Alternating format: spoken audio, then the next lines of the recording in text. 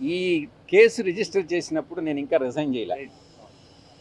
నేను ఆ రోజు కూడా చెప్పాను, పార్లమెంట్ బయట ప్రెస్ని అడ్రస్ చేశాను, ఈ విషయాలే చెప్పాను. నేను అప్పట్లో నాకు పూర్తి వివరాలు తెలియదు.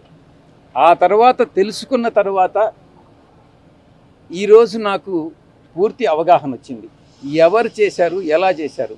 ఇంకొక ప్రశ్న కూడా అడిగారు, జగన్మోహన్ రెడ్డి గారిని ఈ కేసు నుంచి పక్కకు తప్పించేదానికి, దీంట్లో ఈ యొక్క కంపెనీ బెనిఫిషియరీ జగన్మోహన్ రెడ్డి గారు, ఆయన్ని పక్కకు తప్పించేదానికి మీరు విక్రాంత్ రెడ్డి ప్రయత్నం చేస్తున్నారు అన్నటువంటి విషయం.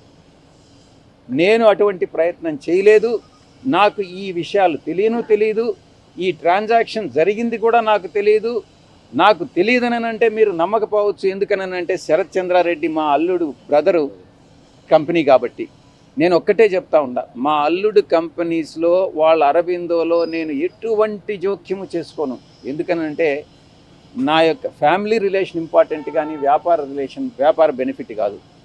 అందువల్ల ఏ ఒక ఉద్యోగం కూడా నేను అడగను.